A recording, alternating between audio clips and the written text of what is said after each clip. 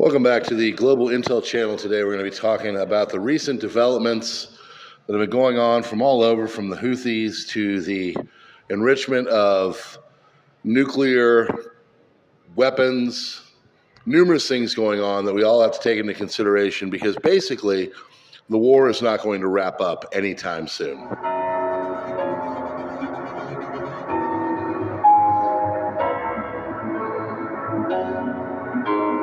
All right, friends, thanks so much for being here. Welcome to the Global Intel channel. Just trying to do straightforward things here on what is going on in the community of the global community. And of course, the intelligence things that are going on around the world. And lately we've been focused on the Middle East. I'm sure things will shift at some point back to Ukraine. And then, of course, over to Asia. As I think what's going to happen is a confluence of different global threats that will come together and eventually move us into a world war. So the polarity of the world is changing. The East is rising, the West is dying, and it is, of course, due to a lot of really poor leadership and spreading thin of the American empire as it sunsets into whatever it becomes from here, which could be peaceful or not peaceful. I guess we'll just have to see what happens. But it's been a lot of changes in the last 72 hours. So we'll start to where we had left off with the whole Prosperity Guardian thing that's been going on. That is now effectively not even really being talked about. I was looking at different articles, and the only place I was able to find anything was from 2 days ago or a day ago about Maersk going to use this Prosperity Guardian to get its ship into the Red Seas. This was on Fox News. This is a good thing. The problem is that it isn't exactly on the up and up, and all of this is not going to be potentially changing much. And you can tell what's going on because they're not talking about it. When they're not talking about it, then that means that they're not really exactly excited about it. And of course, with Italy and France and all the other countries, Netherlands, Norway, more, they're not going to be a part of this. And so because they're not a part of it, it's basically going to die. And to save face, the Americans are not going to talk about it. They're just going to let it die. So what does that mean? Well, that means that the attacks in the Red Sea are going to continue. And Iran is now going to feel emboldened for what it's doing because no one is going to stop them. And the force that was supposedly going to be there to control these Houthis in the Red Sea and now up in the Arabian Sea, well, they're not there. And now what's going on is an expansion. And just today, there was another attack on a ship, and it had received 3 different calls. I'm not quite sure of the name of it. I'm sure more intel will come out. But it had received 3 different calls from the Houthis basically saying, you guys should need to pull over and, come into our control. And of course, they did not do that. So now what's going on is they got attacked, and more developments are going to happen from there. And we're probably going to see the fact that the Red Sea is going to get even more chaotic. So what's next? Well, now that the Iranians are feeling emboldened for all this, they know that nobody's going to stop them. They know that the Americans are a paper tiger.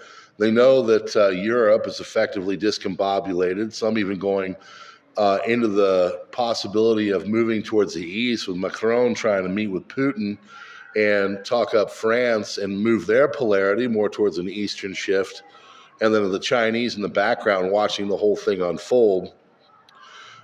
Iran is now enriching more of their nuclear rods and everything, trying to make it so they can have the ability for a nuclear weapon. This, of course, is going to freak out the Israelis. What does it mean? Well, if you've got nuclear grade, the rods, I forget the exact terminology, but you want to create the stuff that is 3.67%. Its ratio is, that's where it starts to make it for nuclear energy, 3.67%. From there, you go all the way up, 90%. Nuclear, the ratio is where you are when you're getting the weapons grade nuclear purity, okay? You want 90%. At that point, you're able to create things like atomic bombs, nuclear bombs, other stuff. and you can threaten other countries with it. Well, the Iranians now are up to 60%, and it is 22 times what they were allowed to do because, of course, they were signing all these agreements and talking to the international community. You have the IAEA in there and other people trying to make it so they were not doing the whole enrichment to the 90%. Well, now they have stopped the throttling, I guess would be the best way to put it, because they were stopping. They were just going to throttle the whole situation. And now what they're going to do is they're going to continue and move up to trying to get that 90%. Of course, they're not saying this outright, but it is the goal. So they can become a nuclear state. And if they become a nuclear state, well, at that point, they're going to be able to threaten more people in the area, and they're going to become even stronger, which would lead eventually to a inevitable conflict.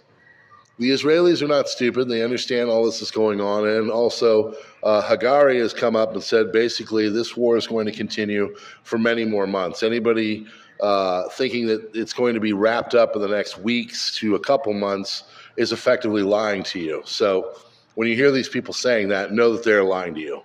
This is going to take at least another 6 months to a year, more than likely many years. And then from there, who knows what's going on. The Americans are spread too thin.